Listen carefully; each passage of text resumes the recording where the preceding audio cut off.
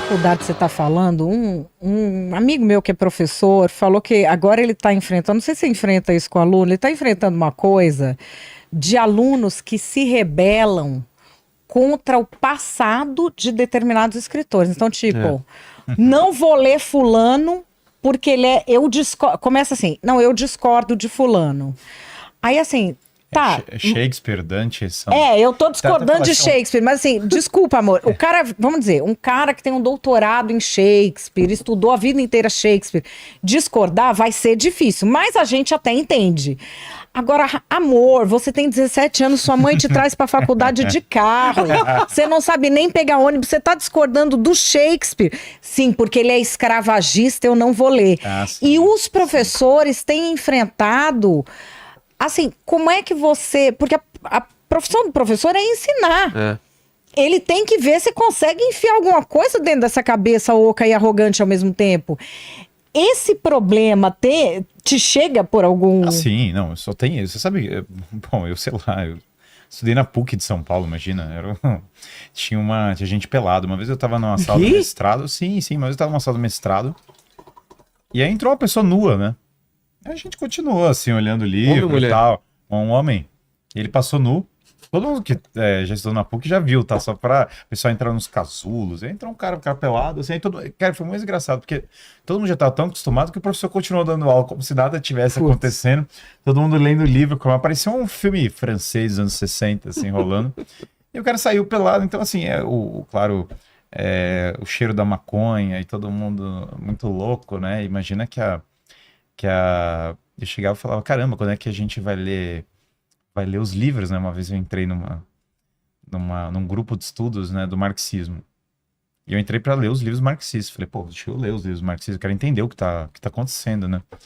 E aí bateram na mesa e falaram, vocês sabem para que nós estamos aqui, né? Eu pensei, pô, sei lá, para ler os livros do Marx, imagina, é para isso que eu entrei, pelo menos eu pensei, né? Estamos aqui para combater o fascismo. E aí os caras começaram a falar da eleição. Eu falei, cara, não é possível. Aí eu fiquei pensando, não é possível. Aí eu comecei... Parecia aquele meme do Pablo Escobar, sabe? Aquele que o cara tá andando desnorteado, né? E eu comecei a andar desnorteado. Eu falei, cara, eles não leem o livro do Marx. Só tá discutindo eleição. O cara não tem um livro. Então, você conseguia passar uma matéria inteira da faculdade e não tem um livro. Eu tô falando do livro do Marx.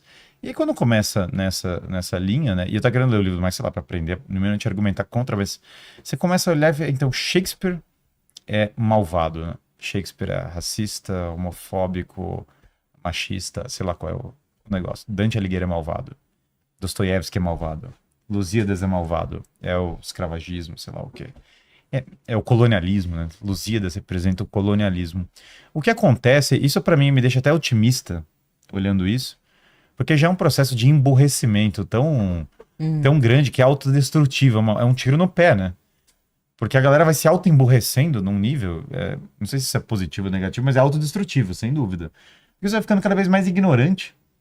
E aí chega um ponto que o próprio ideólogo, ele já não tem mais noção do que ele tá falando. O nível vai caindo do ideólogo, não é nem o problema do opositor dele. O ideólogo piora, né? Pega gerações de pessoas que falavam, não, sou de esquerda, sou intelectual de esquerda de 30 anos atrás, 40 anos atrás, e olha para gerações que estão vindo da universidade hoje. O cara que é formado, a diferença intelectual é muito grande.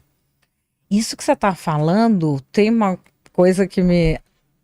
Ao nível do que a gente chama de intelectuais públicos. O que é intelectual público? É quem você chama de intelectual que escreve lá no jornal, que escreve um editorial no jornal, vez ou outra, analisando a atualidade, pode ser política, pode ser costumes. Isso que você está falando do emburrecimento é algo sintomático. Vou te falar, 20 anos atrás, para um intelectual público escrever num jornal... O intelectual público era um Milton Santos, um Muniz Sodré, estou falando dos caras da esquerda. Qual que era o diferencial? Era um cara do ramo, era um cara que se formou na universidade, fez todos os seus estudos, prestou concurso público, estava trabalhando em grupo de pesquisa, conduzindo alunos e fazendo pesquisas há 20, 30 anos.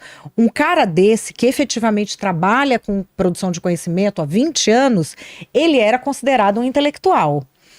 Hoje em dia, quem que está escrevendo nos jornais e sendo chamado de intelectual? É um cara que fez um mestrado. assim, é um desnível. Esse cara, ele escreve coisas que começam a virar, na boca dos jornalistas, consensos ou fatos científicos, sem que sejam. Então você tem pessoas que fazem argumentações muito incendiárias hoje em jornais e falam de justiça social e disso, daquilo, e são tratadas como se intelectuais fossem, mas que a rigor não são. Porque eu acho que cai o nível no geral. Se o do intelectual público a linha caiu... tá muito baixa hoje, né? Não, e eu acho que cada vez mais as pessoas vão se destacar como intelectuais na internet, alheios ao Até a meio palavra intelectual. gênio hoje em Sim. dia é usada pra qualquer coisa, Qualquer né? coisa, o cara é um O gênio. Einstein hoje ia ser considerado o quê? Se qualquer pessoa é genial, não, né? é uma outra criatura, né? É. O Ney Suassuna, o Ariano Suassuna, tinha uma frase ótima, tem até um vídeo dele na internet ótimo, que ele falava assim: não me digam que o Chimbinha é um gênio. Porque se a palavra para eu usar com Chimbinha for gênio, o que eu uso pro Mozart? Vai falar, o Rony do Palmeiras é um craque, aí o ex-Palmeiras agora, né? Eu vou ter que palavra para descrever o Cristiano Ronaldo, entendeu? E o problema agora é que o jovem recém-saído da faculdade, ele se auto-julga intelectual, isso de fato está acontecendo bastante, né? E o que ele ouviu, basicamente, como ele não leu Shakespeare, Dante, Dostoiévski e tantos outros autores, né? Ele, sei lá, nunca leu sobre o Império Romano, nenhuma fonte primária, né? Porque você leu Xerox, esse é problema endêmico da faculdade. Esse já é antigo. A turma não lê as obras originais dos grandes clássicos. Eu tenho esse amigo meu que é professor em Cambridge, que ele ficou chocadíssimo, que ele falou: caramba, os seus alunos estão lendo a obra completa do Platão. Eu falei, eles leem? Ele falou: aqui em Cambridge nem se eu botar uma arma no cara pra ele ler hoje em dia. Inclusive tava tendo os protestos da Palestina em Cambridge. Bem, na hora ele até me apontou, né, os caras do protesto, falaram: esses aqui, como é que eu vou fazer eles lerem Platão, entendeu? Os caras estão aqui na rua. Assim, dormindo, né? Os caras dormindo nas barracas e tal, em nome da Palestina. A questão é que quando você demoniza toda a tradição cultural e toda a história, todos os valores que vieram antes. Então, toda a época da monarquia brasileira era a Idade das Trevas, era o mal. Dom Pedro II, agora, inclusive, tem uma cabeça dele, né? Saiu no carnaval, né? Eles arrancando a cabeça dele decapitada, então ele tá Quase lá. foi rebaixada a escola, que você vê que Deus castiga.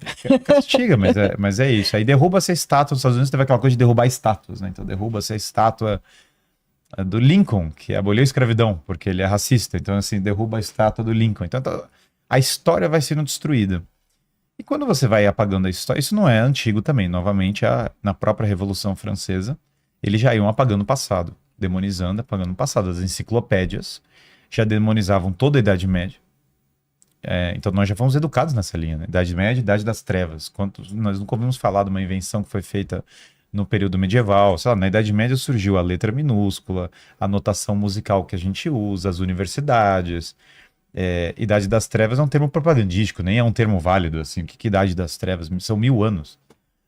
Mas os iluministas já pegaram a enciclopédia e falaram: não, o cara vai estudar aqui, ó, tem um verbete sobre a Idade Média, o cara vai ver que é a Idade das Trevas, a gente vai ignorar, pular todos os negócios.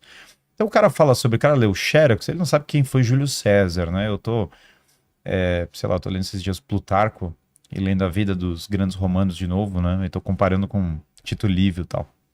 Aí você vai comparando os textos antigos, a vibe é tão diferente da vibe que você ouviu na universidade, parece que você tá lendo dois mundos completamente, porque você tá esperando que tudo que você vai encontrar do mundo cristão, antigo, são psicopatas malignos, são vilões, assim, de quadrinhos, né?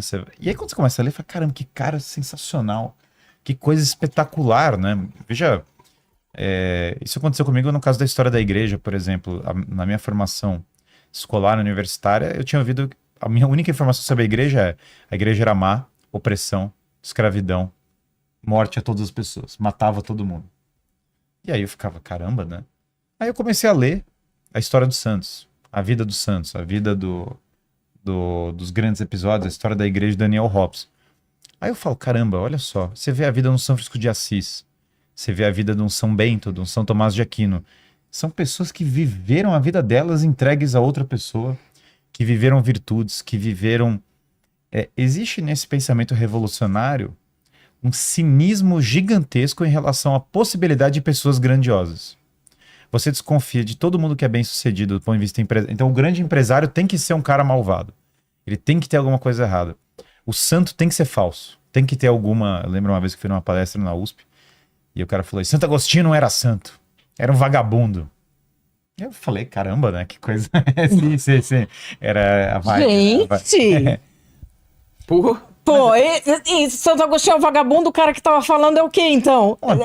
Sabe? Não, o nível sem dúvida era mais baixo. O Santo Agostinho foi até meio vagabundo na juventude e depois mudou tremendamente. Mas sabe o que é? É louco, né? Porque o nível é tremendamente mais baixo. E aí, o que quebra isso de maneira definitiva? E eu vejo que acontece com as pessoas que, sei lá, alunos meus, outras coisas.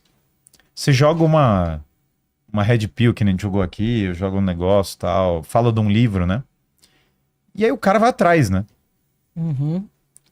É aí que o cara, porque o cara ouve primeiro e fala, cara, o Guilherme tá muito louco, né? Guilherme é muito louco, ele tá falando que o Wall Street financiou a Revolução Russa. O cara enlouqueceu, entendeu? Todo mundo sabe que é o oposto. Aí um dia o cara vai lá e compra o livro. E esse que a internet não consegue... O monopólio da educação acabou, não tem mais como você segurar totalmente. O cara pode pegar e comprar a porcaria, o cara baixa o PDF, o cara acha um e-book do livro que eu falei. E aí ele vai abrir o bendito do Wall Street and the Bolshevik Revolution, ele vai abrir lá.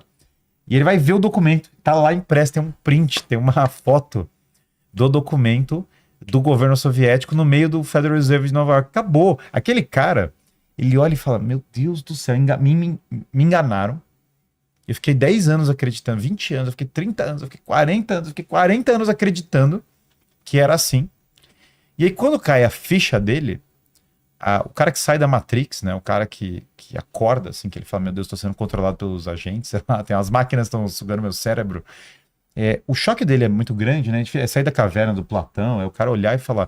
Então ele tem até um choque, ele fala assim, não é possível, né, porque isso acontece com muitas pessoas que largaram o meio revolucionário, ex-comunistas, ex-progressistas, você vê tantas histórias que as pessoas se converteram, né? O cara tem aquele choque gigantesco que ele fala, meu Deus, não é possível que tanta coisa seja falsa. Aí começa o fio, o problema é que o fio vai puxando, ele fala, caramba, tem esse negócio de escola de Frankfurt, isso existe. Aí o cara puxa mais um fio. Fala, meu Deus, o tal do Saul Alinsky, o negócio era real. Aí o cara vai puxando mais um fio. E aí chega um momento quando ele vai puxando vários fios que ele fala, por que mentiram tanto sobre isso? E aí ele começa a ir para um outro lado, e eu acho que é por isso que a pessoa que vai para a direita e a pessoa que vai para a esquerda a psicologia é totalmente diferente. O cara que vai para a esquerda, em geral, como ele vira de esquerda, sociologicamente falando hoje, cara, ele entra na escola, ouve o professor, começa a seguir o que o professor falou. Chega na universidade, quer entrar num grupinho. Se aceita num grupo, aliás, é clássico de como o cara vira de esquerda. O cara quer pegar a menina comunista, sei lá, entendeu? Ele entra no grupinho na faculdade, ele ouve o professor, conforma. Entra depois no emprego, tem o seminário do RH da empresa, fala para ele ser progressista, ele entrou na engrenagem e fala, virei de esquerda. O cara quando vira de direita, em geral, ele começa como de esquerda, porque na verdade ele entrou nessa mesma engrenagem. É muito mais comum o cara, pelo menos no mundo atual, né? Ou ele herdou de família, né? Quando o cara normalmente de direita, a família dele já tinha valores, recebeu uma formação cristã, sei lá o que, ele já é de direita. Mas é muito comum, aconteceu comigo, sei lá, em muitos aspectos, o cara que, na verdade, ele vai passando pelo sistema e vai concordando com as coisas que estão lá, até que chega uma hora que ele dá um clique, ele fala, calma lá, isso aqui é falso. E aí o que está acontecendo com muitas pessoas, né? Muitas das pessoas que despertam, o cara tem anticorpos para essa coisa ideológica agora porque ele acordou. Porque ele já viu como era estar com o plug na cabeça e ele não quer mais estar.